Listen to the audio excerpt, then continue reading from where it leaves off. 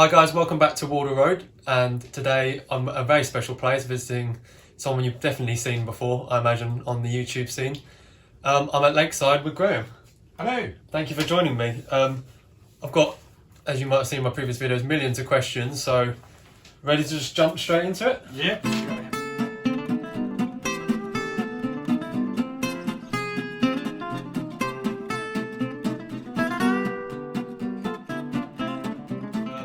I'll start with this first one from James, who says, having followed your channel for not long after you first started uploading videos, which was a train on the floor in the kitchen, I've known Graham for building what he likes and not following any particular prototype.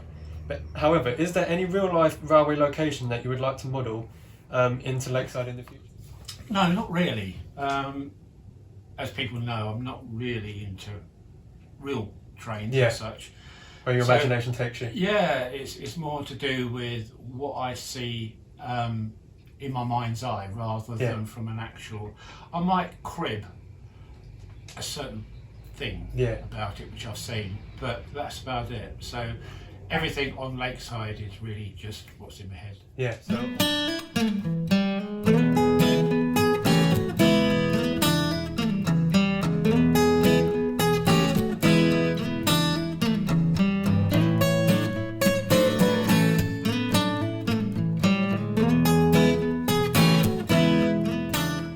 Next question's from Andy, who says, what made you choose 00 gauge, and if you had the chance to choose a different scale and do it all again and choose a different scale, would you? Because I did look back through videos and I think you have got an 00 gauge class 50. Yeah.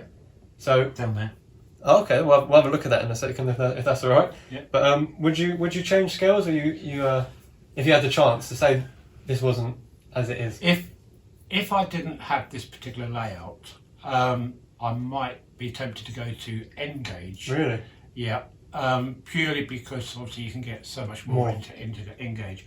What put me off, and I did seriously think about that when I took the first layout down, about changing to N gauge, was that I would have to completely renew my stock. Yeah, when you've collected such a large amount of stuff and the track and everything. Yeah, I've got so much now. Yeah. Virtually all the track you see here. Point of no return. Yeah, all the track here was from. No, that's not true. Not all the track. Most of the track here, which you see, is from the previous layout. Original Lakeside. Yeah. I was careful in taking up the old track. I did buy some new track. Yeah. Which I had to do because there's more track, to be honest. Yeah. Because it's 4 tracks rather than 2, which the previous one has. So N gauge for a layout up here. But in my heart of hearts, what I'd really love to do, which I keep saying to my darling wife, and constantly getting a no, and that's to have an outside garden railway. Yeah. I think that's one of the questions actually coming up, so we'll talk about that a bit more. And that's one of the reasons why I built the Class 50. Yeah. Which is 00 gauge. So hopefully one day you get that. Yeah, I mean, it's always been a constant no, you can't have it. But one day maybe. I don't know.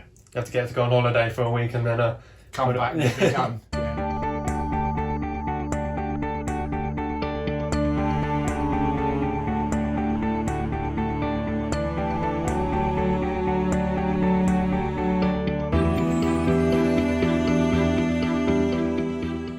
Another question from a different Andy. If you had the chance to go into the model railway industry, we spoke a bit before about the commercialisation of the hobby, what part would you go into? If someone said to you, you need to go and work for the model railway industry, because you mentioned before you like the graphics design side of things, so is that the sort of... Yes, so perhaps 2 parts to it. Yeah. One, to either go into the design of, say, a locomotive or a coach or something, say working for Hornby in their design area, or to go and work for somebody who deals with scenery. Okay.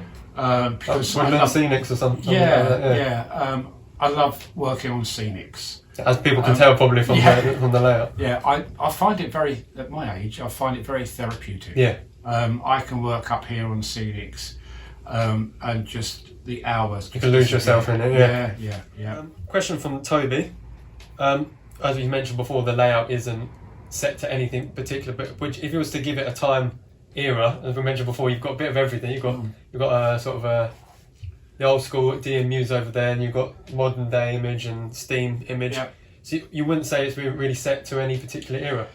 Not really, but it's erring now, I must admit, on modern image. Yeah, like your street scene and everything comes across as yeah. Now on the previous layout, I had kind of 1970s cars and older.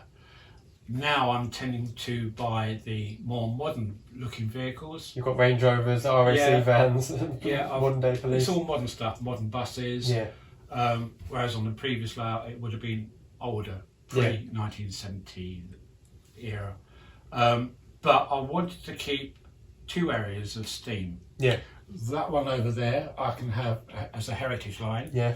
And that area there, the turntable, which is the remnants left over from the old marshalling yard, which would have been here, but has been converted to a container yard by the owners of the the manor. The manor, who owned all the land. They literally owned all the land. A question from Jack here says, your top 3 layouts. So I'm assuming that's YouTube. So say top 3 sort of content creators that you look at. Mouldy Raspberry. Amazing layout. Hopefully I'm going to go see that soon, actually. That's a stunning layout. Is that because of the countryside aspect of it? Yeah. It's the scenics of it. It's 99% scenery, really, isn't it? Yeah. It's, to me, that is just like the bee's knees. The dream, Yeah. I see a lot more on Facebook than YouTube, actually, of incredible scenic work. Absolutely amazing stuff. Sometimes people don't give themselves credit for how good that stuff actually looks. I see some people say, "What do you think of this?" And it's just, I could never create it myself. It's just stunning. No, and the thing is, sometimes they haven't got a YouTube channel. Yeah, so to show it off. You can't actually go over and see more of their work. You have to rely on a few videos, but mainly still shots of their layout.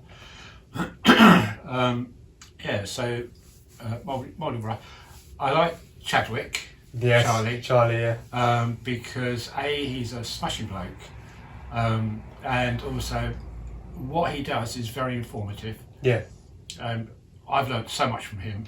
And he's not afraid to point out his mistakes either. If he does something wrong, that was my next comment, was that he's one of these people who doesn't edit the video as such. Well, he does edit, but he will say to you that he's screwed up. And he's had to do this again. And made an honest mistake, and which is good, because and I do this. If you make a mistake, that's how you learn. And if you can say, this is how I did it originally, but I screwed it up because of whatever. I've redone it and it works much better. Lots of people can learn from those errors because they may just be in that process of doing what Charlie was doing. Exactly. Crikey, I better make sure I don't do it that way. So, Charlie. And third one? There's a lot to choose from. There is, it's a huge amount. Okay, third one. This is probably in no preference really between no particular order. No, they're just ones I always tend to go to. Okay, I like simple layouts. The layouts which I think are, without being rude, the vast majority of us modelers tend to create. And so, Strathmore Junction, his layout is not mind-blowing. It's not like the Everard Junctions or the other people, the top flight people. It's just an ordinary layout, and he's doing the best he can with the money available. Quite relatable almost. Absolutely relatable. And that's what I like. I like to watch, very good word, relatable videos which I can relate to. So you can see that and think, I can have a go at that myself. And say that he's not trying to pretend he's something he isn't. He's just a nice railway. Honest bloke. And when you meet him and talk to him, smashing bloke. So I think, Anthony over at Strathmore Junction, he's putting my third. But I say those three are probably not in any order. They are just 3 which I've picked And out. I'm sure there's plenty more as well. We could probably go on forever. Absolutely.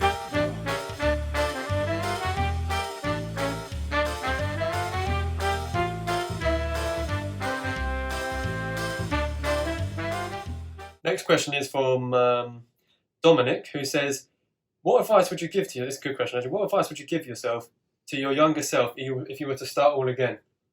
So a younger Graham comes along and says, this is what you should and shouldn't do when you do your model railway. Shouldn't build a model railway. Cost-wise, yeah, money. Oh, crikey, that's a difficult one. What I shouldn't do. Okay, probably primary, don't make it too complex. Yeah. Excuse me. Which I did on my first layout. And it might not appear to have been complex, but it was. I had millions of points everywhere. Yeah. You had millions of problems as well as it got further on. Yeah. And that was showing up. And even though it's got 2 more extra tracks, it's a much, much simpler layout. It's simple with a lot of enjoyment for the eye. Like there's plenty of things you can do with the train still. Like you've got your freight yard, yep. all the stations, all the platforms, and you've got your heritage line. But then the sort of the base idea of it is really simple and it works really well. Well, there's that to it, and also the simplicity in if we go back to this again. Yeah. In that all the points are manually operated, so yeah. I haven't got, because they're so close to me. It wouldn't make sense to flick a switch over there if you're standing right in front of the point there. And I've said on one of my videos that what I didn't want, I'm not saying it's wrong, I'm just saying what I didn't want was a panel with a whole load of switches. 400 switches on it, yeah. Yeah. And LEDs lighting up all over the place. I mean, it looks very impressive, but to me, I didn't want that. I wanted nice, clean and simple. Yeah. So that, as we saw just now, you can set the trains up and they run and they run and they run.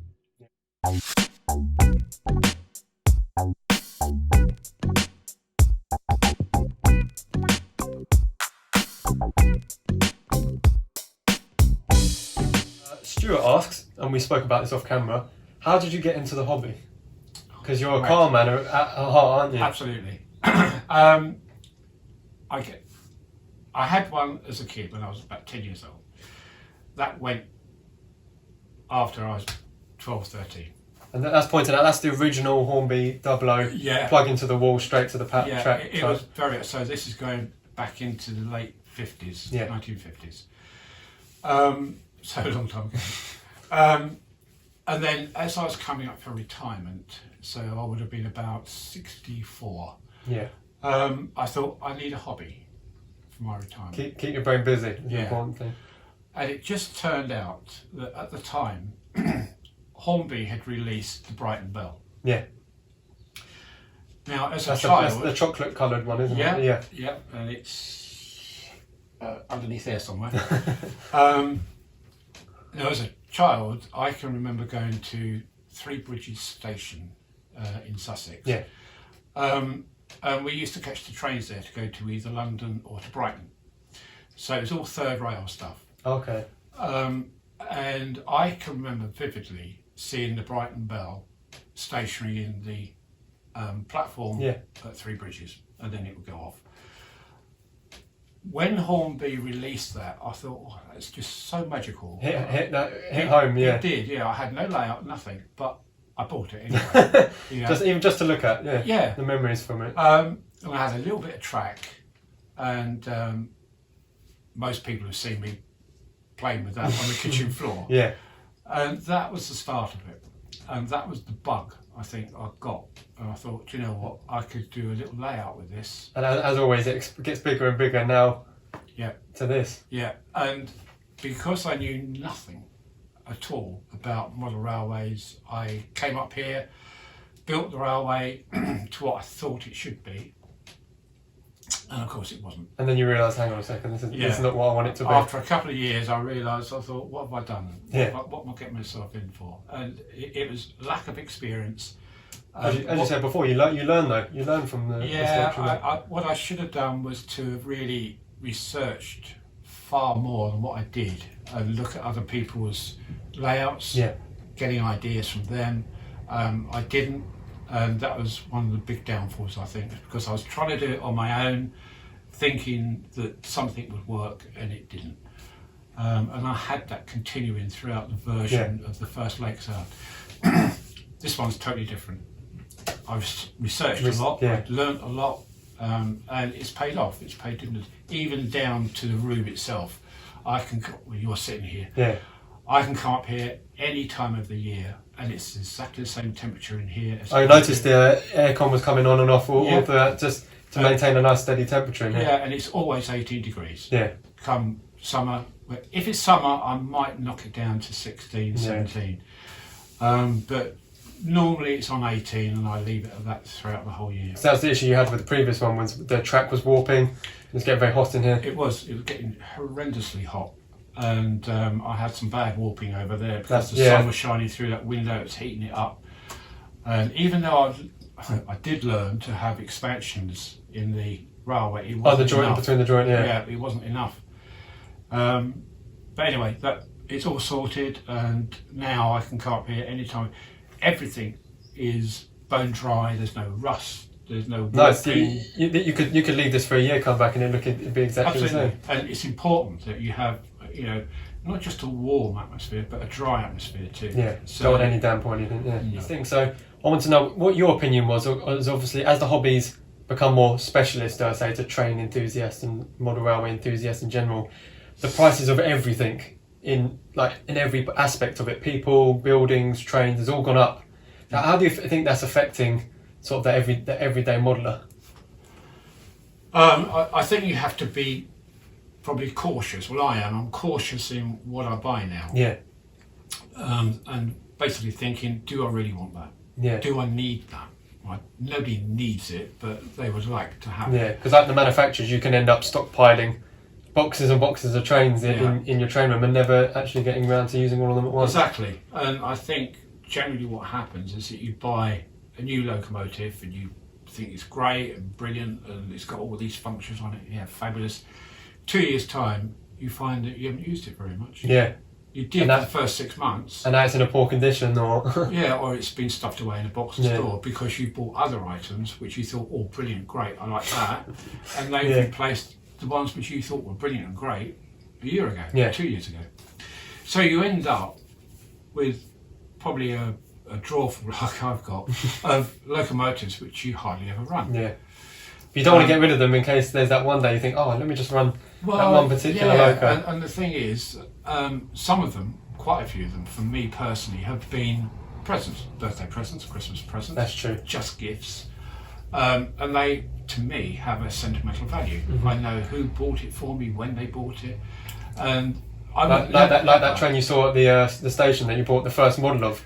You couldn't really get rid of that because that's the sentimental side of it. The Brighton Bell will always be with me. Yeah. I would never, ever in a million years sell that because... Not for any amount of money. Its fundamental value is not the cost, it's what it means to me as a person. Where it all began. Yeah.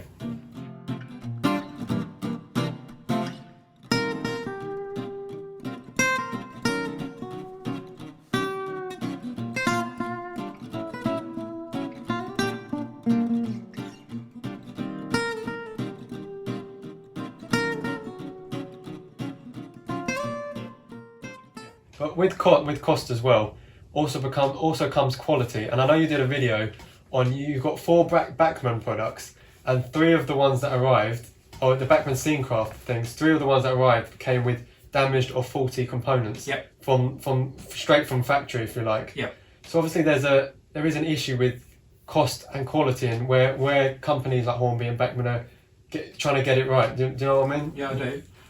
I think with those Bachmann products, in retrospect, I have a strong belief that it wasn't the quality control at the factory. I think it was the design of the packaging. Packaging, yeah. Because when I lifted each one of those out, it was very, very tight within the polystyrene boxes. Yeah. Now, those items, and even down to this crane, which is that Bachmann's Scenecraft. Now, it came in a massive box of polystyrene and bits. Yeah.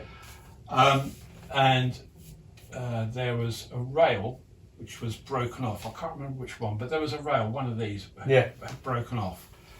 When I lifted it out, one of these foots broke off. Oh my gosh.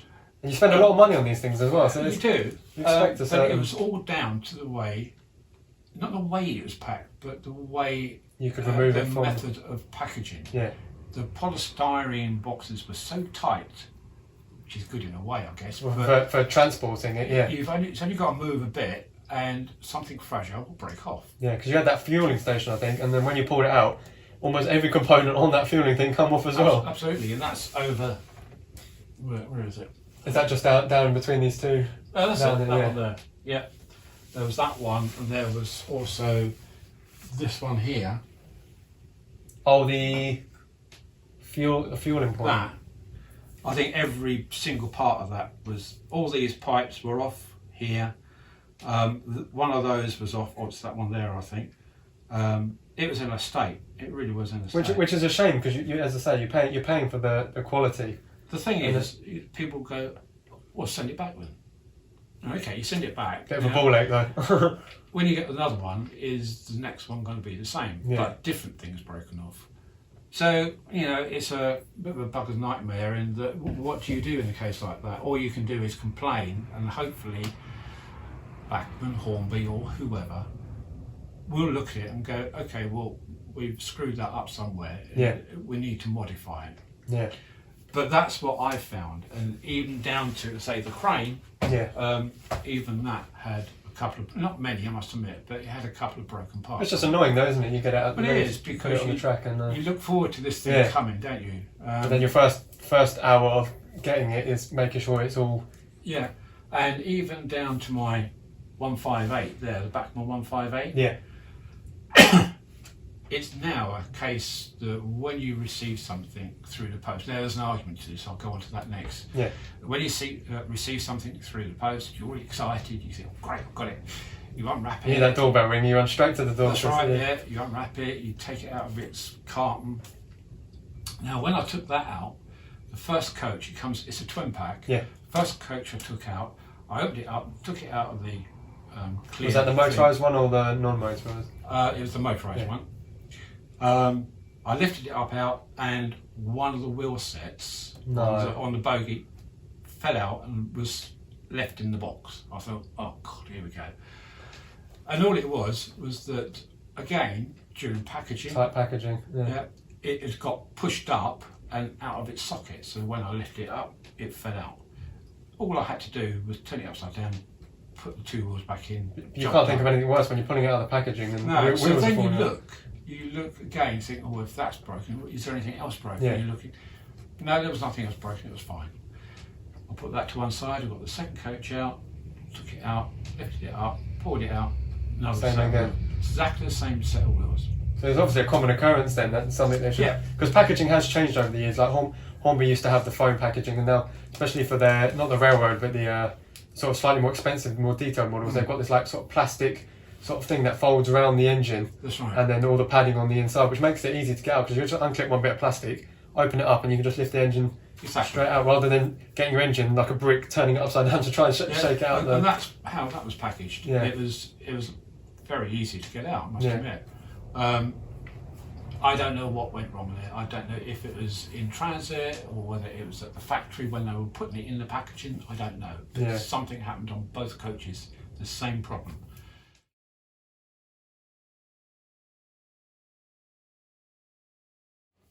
Right, we're going to move on to a slightly more controversial topic now. Oh dear.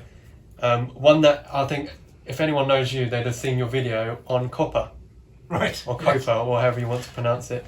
Yeah. So my obviously understanding of it is that it's an American law, isn't it? That's come in to prevent, because the YouTube has two apps. They have a kids app and the adult app. Yeah. And the problem is they've realised that kids aren't using the kids app and they're still watching the adult content on the on the main website, and they put this rule in to make sure you tell the watcher if it's appropriate for kids, and obviously as you've had with no smoking, no drinking, none of that, no sharp tools or anything in there. So my questions were, how do you think that's changed YouTube, and has it affected you personally with your, because you've probably got an older audience than I have. kids. Yeah. My average age audience is 50 and above. 50 and above. Yeah, 50. Yeah, not Okay. 15. 50 and above. 50 and above. So my audience is more likely to be mature. Shall we say? Mature. Yeah. Rather than kids. I think it's like 0.1% Yeah. of children above the age of 13. So it's 13 to 17. Yeah. I think. I get less than 0.1%. Okay. So it hasn't affected your channel directly then? No. But you still have to go through the process of saying, for any new subscribers, if you like, or people coming on, this is not suitable for you if you're age 13 or under. Because then you could be open to channel strikes and all sorts of stuff if Absolutely. Inappropriate content. And they have the right, and will do it, to change your category from not suitable to suitable. Yeah. Even though you've stated that it's not suitable, they can look at it and go, well, actually, yes, it is. Which means every video now needs to have something at the start saying... Yeah, and that's really my only way. Two things. One is that you put that in your video settings, that it's not suitable, because you have to set that anyway. You can age restrict it as well, can't you, for 18 and over, but that's then unfair on people. No, I did do that once, and I had some messages saying, why have you, I can't watch it. Yeah.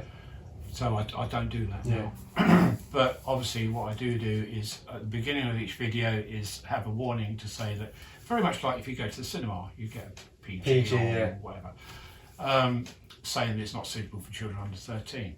Now, we can do as much as we can to help that by putting a warning up, setting your settings in the video itself. That doesn't stop everyone, though. It doesn't stop anyone. That's not my problem. Yeah. I can't stop that. If a 13-year-old or under wants to watch a video, they will. Yeah. Somehow, by hook or crook. They will borrow a laptop from their parents or something and watch it. Well, a lot of parents don't have anything age restricted on Absolutely. You go to youtube.com and the whole website's just there straight away, don't they ask you for your age. How do they know? Yeah. So you put, I'm 15 when they're 12. Yeah. You know, so there's so many things which are out of our control. Yeah. You can only do so much. And you have so many thousands of subscribers. You can't go through each individual case by case subscriber and find out information about it. It's just not viable. No, apparently, allegedly, they do have codification within the when you upload your video, they have a certain way of checking through the computer. Oh, really? Yeah, they have like a quick scan, almost. Yeah. Absolutely, it's like a robot. Yeah. It goes through and it checks certain things. So they do check. Like swear words and all that kind of stuff. Yeah, if swear words come up, or the first checks are obviously in the title, the description. Yeah. If there's anything misaligned in there, then that can pick it up. Yeah. So there's several things which YouTube are doing, which are hidden behind our videos, if you like, which always running in the background. Yeah. So one of the things I did do was to stop monetization. You mentioned before you completely cut. Yeah, I've stopped it for that reason, because if there is adverts within your video, then that is something which could be clicked upon by a child. It may not be relevant or appropriate for that child. Yeah. And so YouTube can pick that up. Because you can't control what YouTube put across your video. No. Could be gambling or anything. Absolutely. So to stop that, I have come right off of monetization. Yeah. And with the warning at the front. So you've covered as many bases as you can, really. And if they pick me up on that, then I should just go bugger it. You know, there's nothing else I can do. You didn't sign up for YouTube to have, with the aim to have to monitor everything you're doing. You used it as as you said before, a video log of your progress. Really. It was a video archive. Video archive. Yeah. So it was for my benefit alone. Yeah. So that I could watch the progress as I went along of how I built up the railway. It was only later that I realised that I was getting comments and more subscribers, that I realised it wasn't just for me, it was for other people as well. Yeah.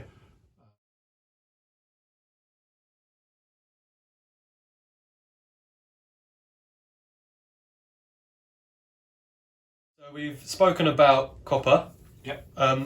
And you've spoken about how you didn't realise that you will perceive people commenting and liking and disliking. Yeah. But a term you've probably heard of is the rivet counters of the YouTube community, who pick out every sort of indiscrepancy and everything. So how as a content creator do you feel that you deal with the negative side or the hate comment side of YouTube? Well, for me personally, if I go back perhaps more than that, 3-4 years ago, it initially it was kind of starting to come about then. Yeah. Before that, you didn't really get like what you would call the hate people. Yeah. And I think this is down to social media in itself, where people now are just, they don't care what they say. Yeah. And without worrying about how it affects the person they're actually saying it absolutely. to. And the thing which not worries me, but it's probably not the right word. People can nowadays, they can say quite hurtful things, right? Yeah. To somebody just sitting there on the keyboard. What they don't know is how that person is feeling that day when they read it. They may have a bit of a low. Yeah. They may have just gone to the doctors and found out that they've got a really bad illness. Yeah.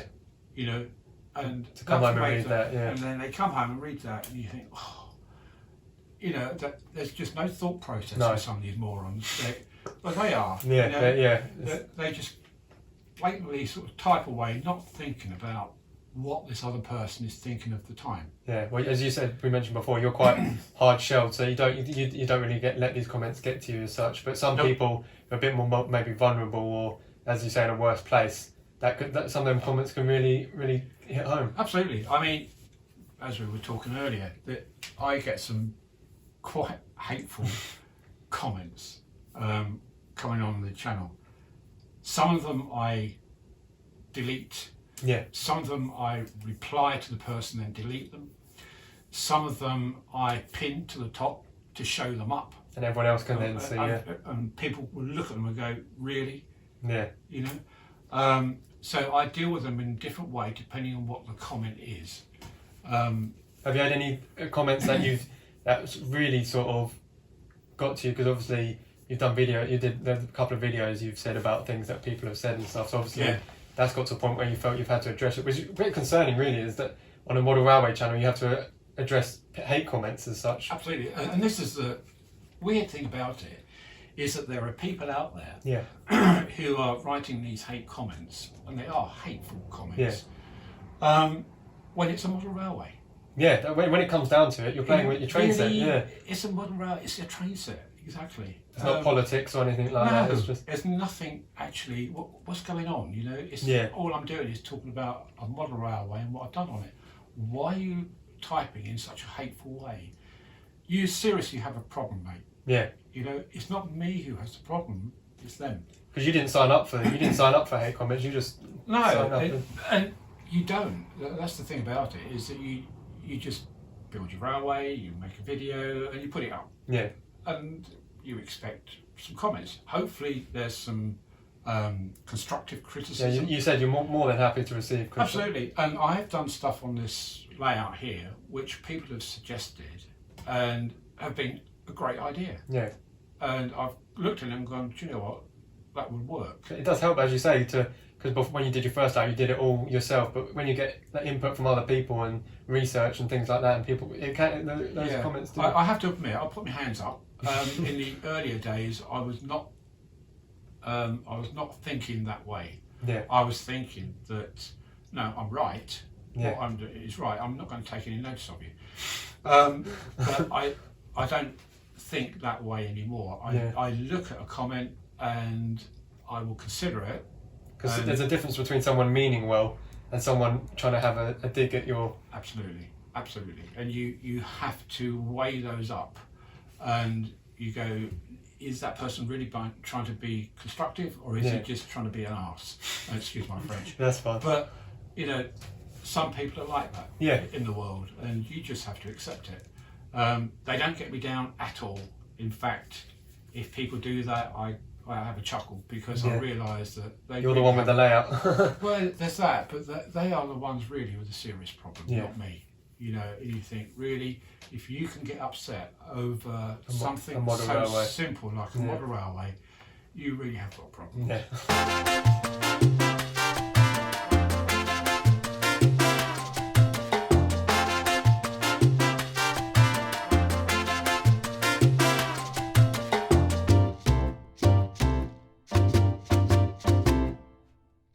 I think that's covered everything.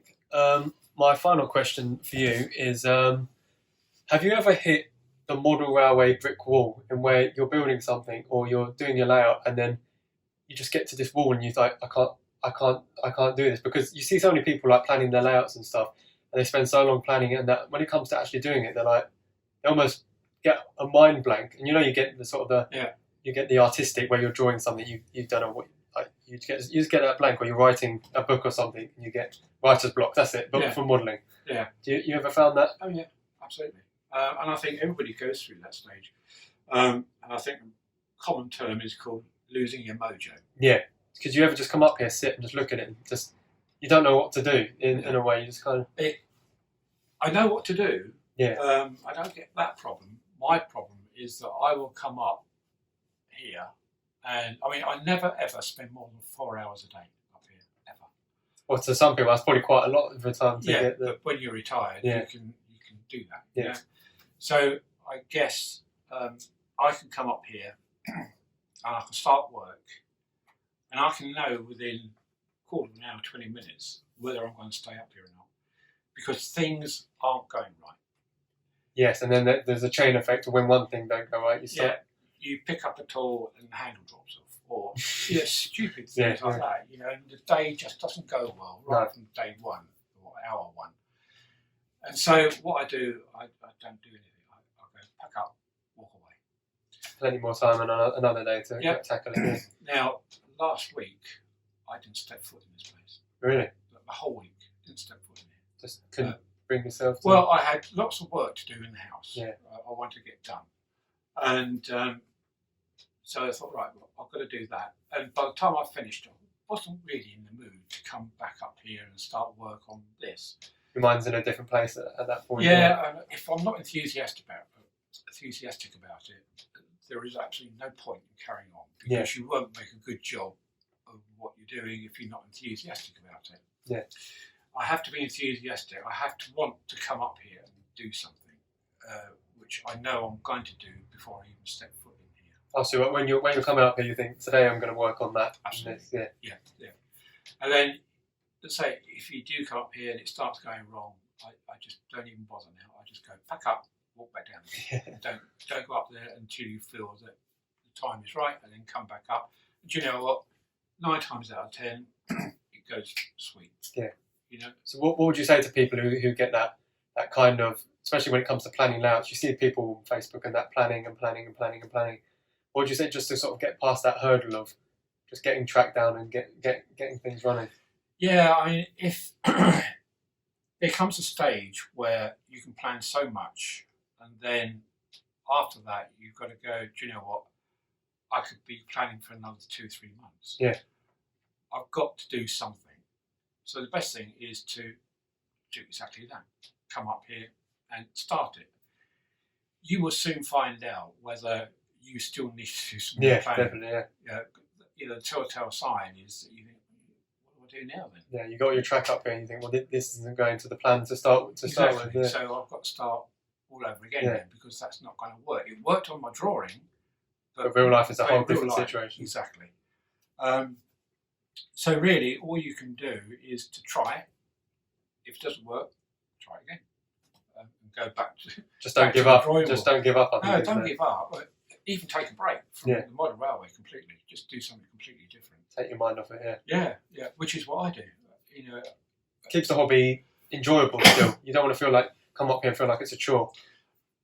Perfect answer. Yeah. Because that is exactly what I never ever want. I never want this to be a chore. You dread the day you wake up and think, oh, I've got to go do railway. Yeah, well, I don't do that. Yeah. You know, if ever I get into that situation where I'm not in the mood, I might be sitting there in the morning having a cup of coffee or something, and I'll go, I really think I ought to get up into the train room. No, you haven't got to get up there's there. no one's forcing you No, out there. no, you haven't got to do that. But sometimes it's all like an automatic reaction that you've got to get up there and do something. Do you ever get days where you come up and you, like you say, you have the 4 hours a day maximum? Do you ever come up here where you just maybe come up, you get a sort of, you're sitting in the kitchen having a cup of tea, and you get a sort of click in your brain and think, oh, I could go do that just for 5 minutes and then come up here? Yeah, I mean, that happens in the evening. Yeah. I would be sitting there and I might be on the iPad or computer or watching telly, and something would go. I think, oh, I need to do that. Now, it's whether... how much preparation that particular thing requires. Yeah, or what I might do is come up here and just think that through on here, the thought. Oh, well, even if it's even viable for the layout. Yeah. May not actually physically do anything. I might just come up here and go, right, well, that thought process I had 5 minutes ago, will that work on that? Yeah, it probably would actually. Yeah. I then go back. Yeah. Leave it. I've done my bit. I've now kind of assess the situation. Yeah, and I've now got the idea that it would kind of work. Yeah. I can then work on that. So, yeah, if I get an idea, I will, and I'm not here, I will invariably come up to see if that will work. Yeah. Doesn't matter, it could be, I don't know, 10 o'clock in the morning or 10 o'clock at night. If I'm sitting there, like, if I see something on YouTube somebody else has done. Yeah, that's what I find. I find that a lot. I really like that. Yeah. Will it work on mine? I often see, I know Dave did a thing where he got all these scale model scenery kits and stuff for his depot. And as he was building them, I was like, I need that and that on my layout. So I went and started just buying it, and then it arrived and I put it on the layout. And so it is good. It's good to just have them sort of instant thinks where you think, oh, that will work. Or, The instantaneousness of it is a little bit dangerous too. It is. It can become quite costly as well. Yeah, because and again, I know I keep saying it, but this is what I didn't want to happen on here, because each time I've come up here, I've been really touch wood. I've been really, really lucky in that I haven't had any huge major faults. I've always kind of thought things through first, quite a few times, and I haven't really had any major issues where it's gone completely wrong on me. And you've had to sit there for hours staring at it, trying to work out. Yeah, I might have modified it a bit, but I've done enough thinking and research on something like the lift up section. Yeah. Which works perfectly, by the way, if anyone wondering.